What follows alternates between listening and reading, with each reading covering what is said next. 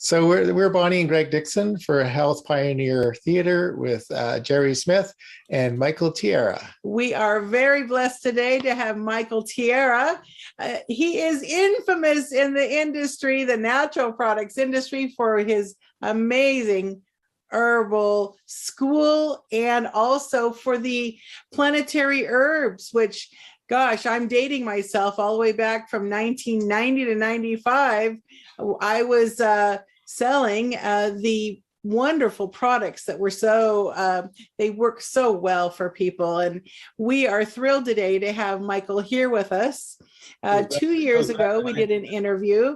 And then with all that's happened, we are revisiting to find out how Michael is doing with his amazing herbal school and also East West down there in Santa Cruz, California. And Michael, one of the things that Jerry and I loved about the original interview was your story of how you began and with learning about herbs, and then also how you brought to market echinacea. That's some of our fascination the interview. And we're just curious also, as we go down, how are you today and what are you up to? We're not recording yet? Yes. We are. Oh, well, I'm doing well. I'm closing in on 83 years old this year, and I've got my health. Don't have arthritis. Little touch of hypertension, which is typical when you get older. It's pretty much what people get. So obviously, I'm very focused on geriatric conditions where many of us are at. Yes. And wondering, Lord, is it time yet? And it doesn't feel like it is, but who knows? So you mentioned echinacea, but actually there are many herbs that I've introduced into the market, and it's always a surprise to me to realize when you look at the trail of what you've left in life, what you did and what's behind you, and what you actually created and so forth. It's a mind blower. I was at an acupuncture school the other day, and turns out that the people who were managing the school and the people who were doing the video interview, and anyway, I was surrounded by students that I had no idea were going to be there, and so there are lots of people who have passed through my doors that I guess now there's a lot of happy memories, and my herb course is doing really strong. It was something I started in 1982, and we've got easily 10 to 15,000 people enrolled in it all over the world. But it's one of those kinds of things where many are called and few are chosen. People in their zeal to say that they're going to be an herbalist sign up for something like this, which it's on the internet, and they buy it with all the good best intentions, but a lot of them just leave it sitting on the shelf. But in the process of that, there's a whole bevy of leading herbalists who have graduated from the school, and I and they both have confidence that they had a really good start from the school. Everything was really solid and strong. The school is unique in that from the very beginning, I could not abandon I couldn't focus on using only one system of medicine, because I started out as a Western herbalist and then gravitated to learning Chinese herbal medicine in depth. I was actually one of the first group of Americans who went to China to study herbal medicine there. And then I met up with a yogi here in Santa Cruz who became my spiritual teacher, Baba Haridas. And when I first met him, he was introduced to me as this incredible Himalayan mountain man who was a healer, an expert in herbs. So I went to him and sat on the foot of his bed and didn't realize that each time I went, he was teaching me Ayurveda. And that was the beginning of Ayurveda in this country. The only other person at the time that was doing that was Yogi Bhajan with K.P. Khalsa, who also taught K.P. Khalsa. And that was basically the first Ayurveda that was taught on American soil. And I was learning it and didn't even know what it was. And that inspired me to go to India and learn more about it. And I'm constantly amazed by what a great system of healing Ayurveda is. And people may not realize, because a lot of people say, well, where is Western traditional herbal medicine? Well, Western traditional herbal medicine in the Near East is called Unani, U-N-A-N-I. It still is the major system of natural healing in that part of the country. It's been that way for centuries, Arabic healing, Islamic healing. Unani means Greek. So they were teaching Unani medicine, which came from the Greeks, and the Greeks got it from India. The Silk Road carried many different scholars and healing systems across from Asia to Greece, and that led me to think that these systems are not really that separate. There's commonalities between all of them. You can't really say that something that works is universal. Mm-hmm. You know, and that's and whether it's in the hands of a medical doctor using a medical doctor system, or a Ayurvedic doctor using an Ayurvedic system, or Chinese medicine using Chinese medicine, or in the eclectics of North America using North American herbal medicine. It was it's something that is in common between all of those different systems. The most common denominator in herbal medicine was the understanding that herbs are cooling and heating. I don't know how far you want me to go into all of this, but I'll keep going a little until you tell me to stop. We can make several sessions. And cooling and heating are universal. You can go to Central America and speak to Mexican curanderos there, and they'll look at a plant and say, that's heating, that's cooling, and so forth. And South American tribes and people there also regard their herbs as cooling or heating. And all of these systems use that. And it was used similarly in the tradition of Western traditional herbal medicine, except up until the 18th century, the 1700s, when the science began to take over. I don't laugh at science. I think it's a great innovation, but it certainly has ignored a lot of the tradition. It's kind of a bit of a snob, I think, and so that's gradually changing now too. But anyway, Western herbalists, including Dr. Christopher, who was my first teacher, didn't classify herbs as heating or cooling, let alone the other so-called energetic properties. Energetic is oftentimes used as some kind of mumbo jumbo, thing, but energetic has a very specific meaning. In terms of the physical body, heating means high metabolism and cooling means low metabolism. And of course, that very concept in itself governs how the entire body is going to function. So when somebody's cold, you want to make them warm. And herbs do a very good job of doing that. And somebody's hot, you want to make them cool. And herbs do a very good job of that. So that's at least one of the common denominators between all the herbal systems of the world. So I call my teaching planetary herbology, meaning incorporating the best from all of these great herbal cultures. And that's what we teach at the East-West School of Herbology, planetary herbalism. So students who graduated from our school have a thorough grounding in Western herbalism and Ayurvedic and traditional Chinese medicine, something that when I first started the school, you said you couldn't teach all three of those in the one place. I said, oh, yes, you can. Now, why did I do it? Because I love the plants that I first learned from North American plants. I couldn't give them up for Chinese medicine. And I love Chinese medicine. It's a source of endless fascination. I can't abandon that just because they're not necessarily plants that grow in America. And then learning Ayurveda, the same thing. There's just a wealth in all of those things, and somebody would be a fool if you were trying to be a healer to ignore the value of all those systems of healing and not wanting to incorporate them into your own system of practice. So that's where we're at today.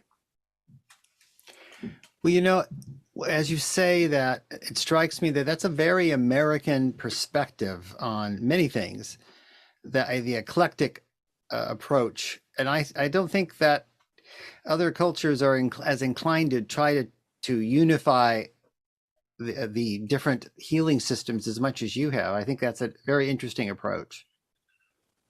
Well, that's true. And when I first started thinking in this way, people criticized me for it, and now you'll find that Western herbalists are using Chinese and Ayurvedic herbs, and Chinese are now growing echinacea in China and other Western herbs, and because the Chinese are so herbally oriented that they're not going to miss a good herb no matter where it comes from, and Ayurveda is being promulgated through the many centers of yoga that have gone around the world for both good and bad reasons, because it's good because, of course, people should know about Ayurveda. There's herbs and plants and healing and approaches to healing that are very, very powerful from that system. But the fact that it's attached to yoga and is very logical if you're an Indian, because it's part of the great scriptures of yoga that herbal medicine was part of the scriptural teachings of ancient India. However, when you put that together with the way yoga is interpreted in the West, it becomes very it tended to become very, very whitewashed, literally, and so consequently.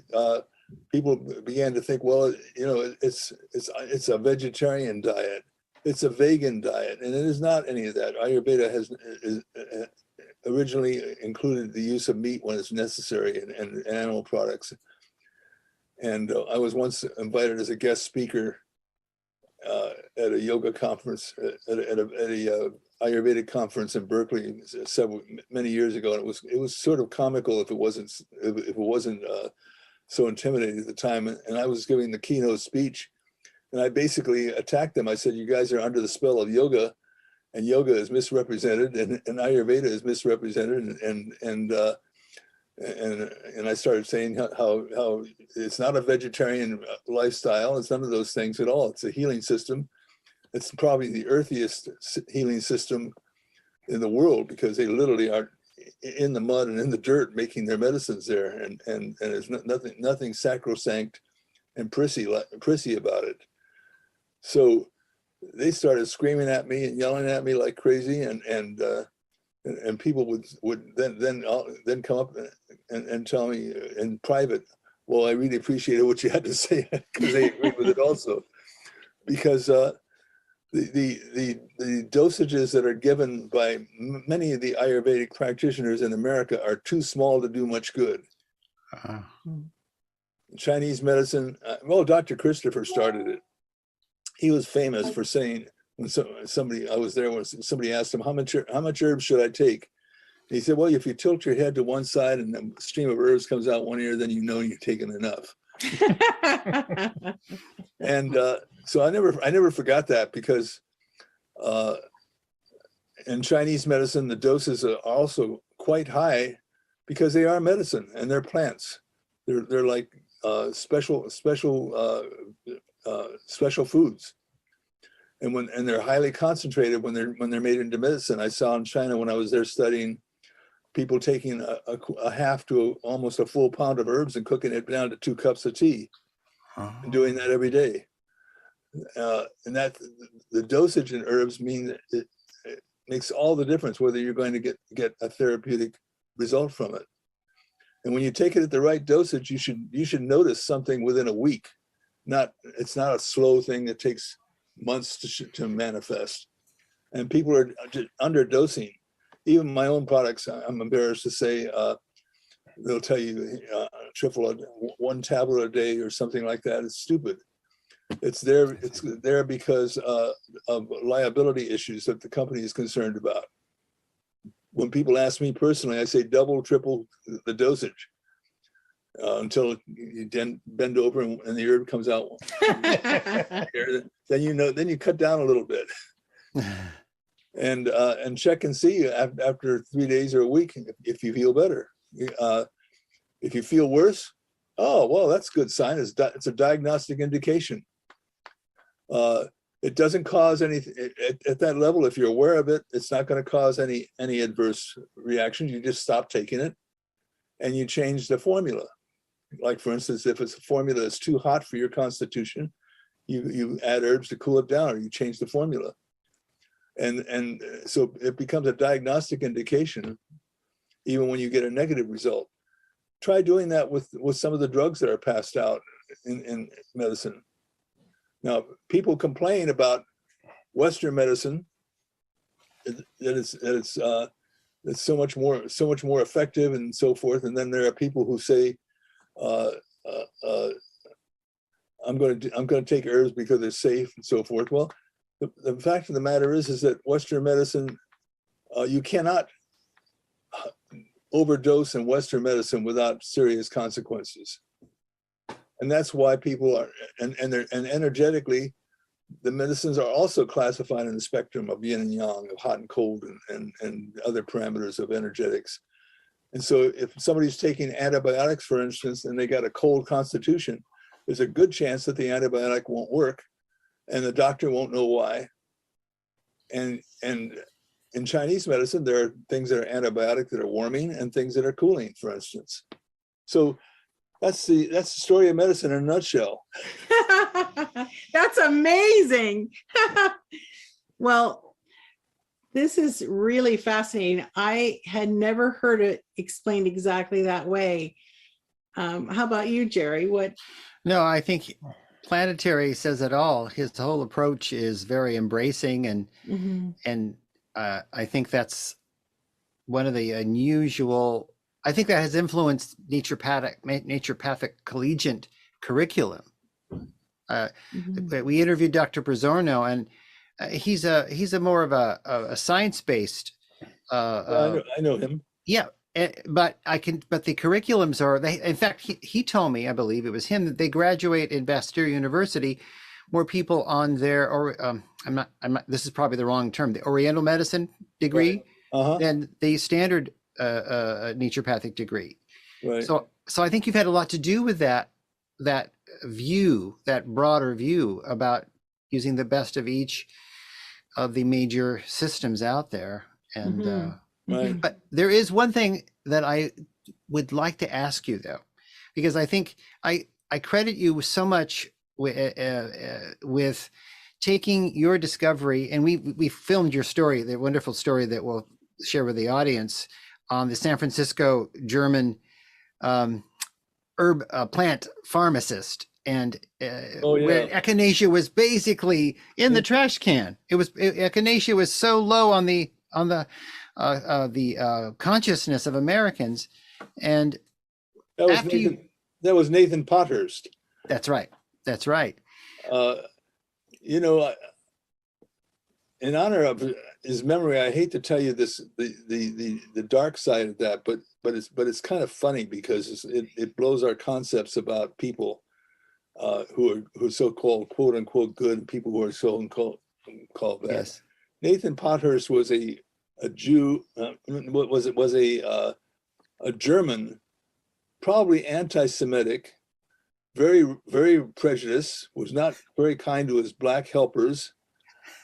And I came stumbling in there from Haight-Ashbury in my hippie aware, long hair, beard, a deerskin vest, and a knife tucked around my side, and wanted to know about herbs. And this, at the time, this was Nature's Herbs on Ellis Street in San Francisco. That's where he worked. He had his assistant was a woman named Emma.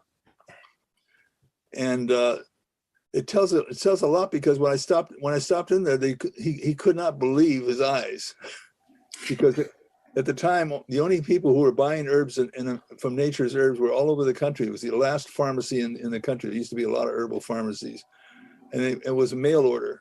And so as soon as Nathan got the sense, and because I went in there several times, just stood there and watched, because I wanted to learn. And as soon as he got the sense that I was really sincere about it, all of a sudden, all the differences disappeared between us. And we had great conversations about herbal medicine. It was like, it's like herbs cross all boundaries.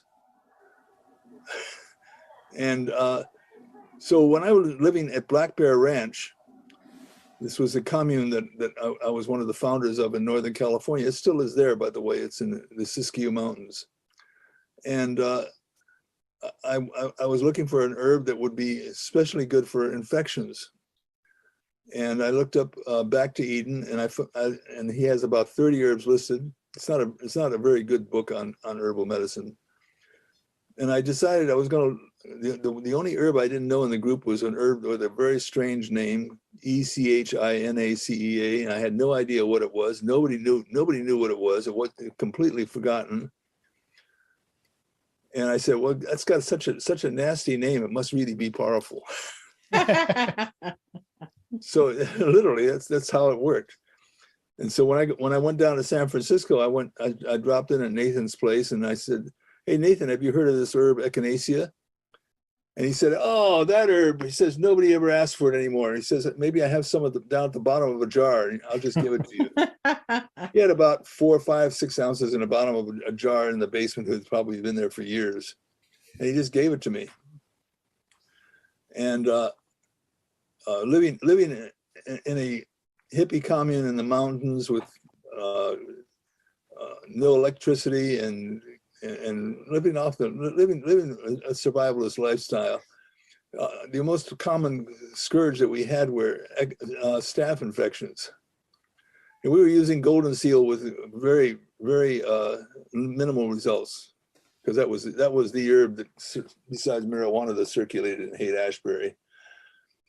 And so I went back and I said, look, well, let's see what this echinacea is going to do.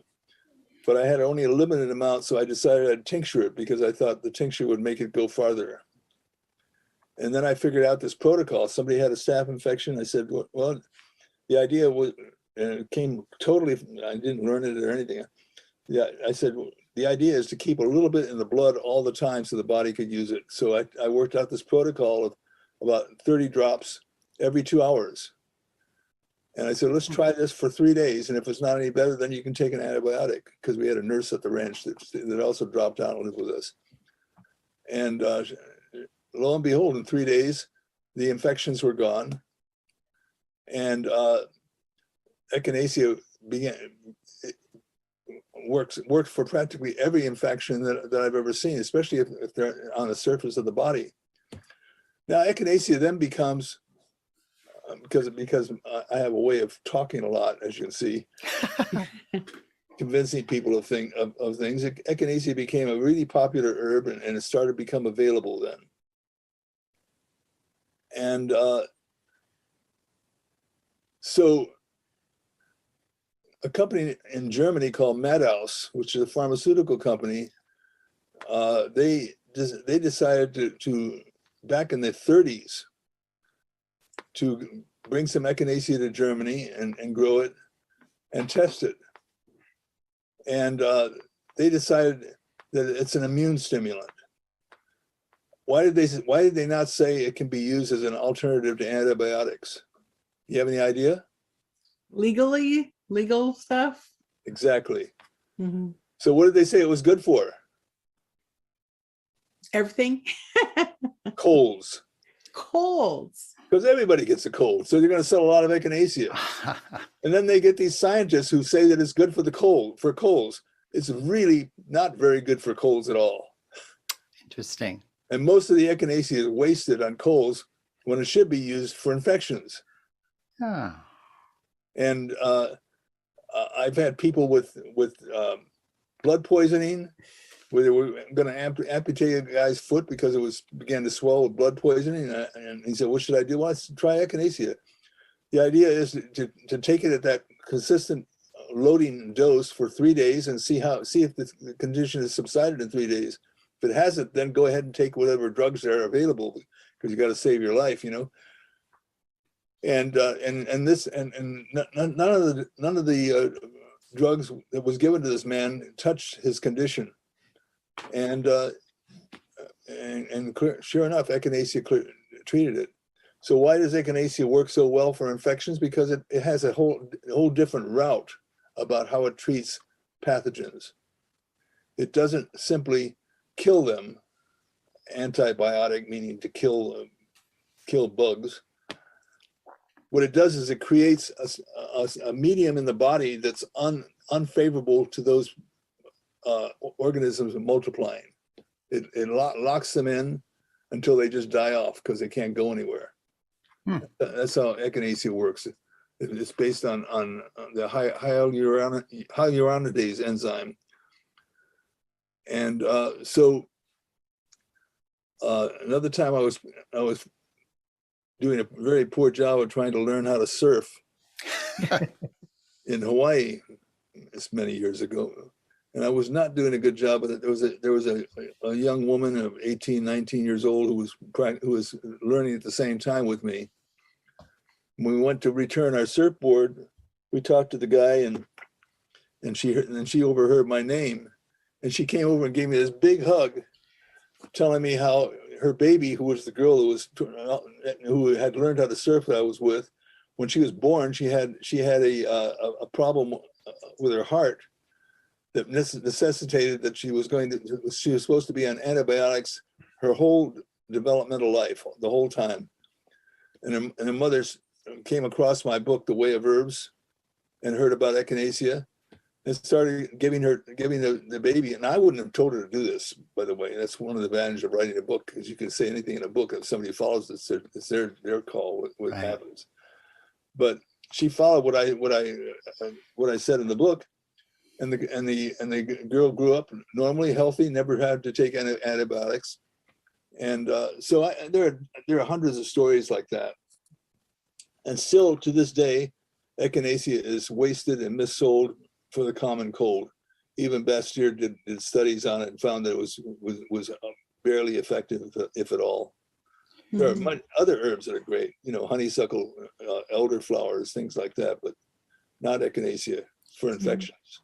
Well, thank you so much for sharing your perspective on that. That's really interesting, and it really shows that going to a specialist like yourself to educate yourself on herbs is the only way to fly, not just grab something off the shelf.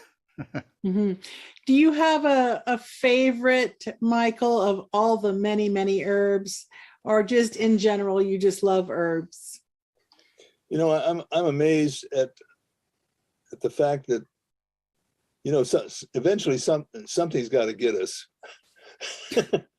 You know, nobody gets a free pass in life. So,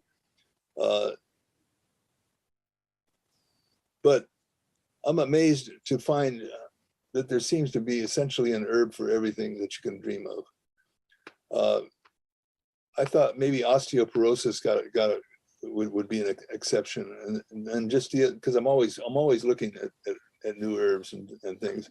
And there's this herb that nobody knows anything about, called Sissum, Cissum. The Arabic name is Hajjod, Hajjod. It's none of my products. And lo and behold, it's for osteoporosis. It actually grows bone and has had studies that substantiate the fact that it can grow bone. So that's great news for especially women past menopause whose bones grow brittle and then they break a leg or something, and it's terrible. And hypertension is another one that's associated. Again, I'm back to geriatric medicines, by the way. And hypertension, of course, is the result of people having the results of people going to the doctor and and being put on these drugs because the doctors think that everything above 120/80 is hypertension, and it's not. As people get older, they will naturally have hypertension. It'll usually go up. It can go up to 150, be in normal range for that age. And to try to force it down to 120 means that you're compromising some other systems of the body to do that. Well, there's an herb called Rauwolfia, which is a little known Ayurvedic herb, at least a little known in this country because it was suppressed, where they made a drug called Reserpine that is still in the books, and cardiologists know the drug and use it, and have used it since the 40s or 50s for treating hypertension. And it got superseded because of some bad science that seemed to suggest that it was implicated in the cause of breast cancer in women. And that's considered to be bogus now. It was a very, very flawed study.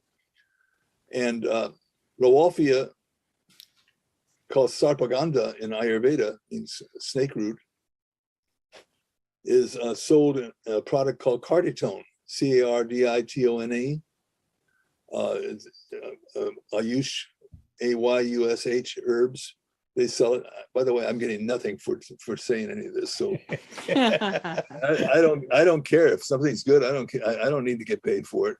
Mhm. But people need to know about it. And it works as well or better than any of the beta blockers and ACE inhibitors and things that are prescribed for hypertension that all inevitably people when they get to my age are going to have to face the choice of whether to take it or not. Mm-hmm. And those things, the beta blockers, et cetera, have a lot of uncomfortable side effects. So they can, for sure. And now Gandhi took Rauwolfia. He took it for sleep because the use in Ayurveda wasn't for hypertension. Hypertension is not known in traditional medicine. Chinese medicine didn't treat hypertension, nor does Ayurveda. It's not a disease. It's just one of the symptoms. So, but Gandhi, you can imagine what the responsibility he had of leading all those people in the face of the British trying to overthrow the rule of Britain in England, that he had trouble sleeping at night. Oh, yeah. And he would take Rauwolfia every night before he went to bed. Well, the traditional use for Rauwolfia is for mania and schizophrenia and psychosis. Hmm. And if I saw somebody with those kinds of symptoms, instead of giving them antidepressants with lots of side effects, I haven't had the opportunity to try it yet, but I would give them Rauwolfia. There seems to be no unsafe dosage of it, even though the books say 50 to 200 milligrams is the recommended dosage. Mm-hmm. That's sort of the entry therapeutic dose, but again, I think it's a little bit of like tilting your head in one ear and the herbs coming out. And Mm-hmm. Yeah. So I'm looking forward to experimenting with that, and maybe in the free clinic that I direct, we're going to encounter some people. Is there any? We so appreciate your time. Is there any?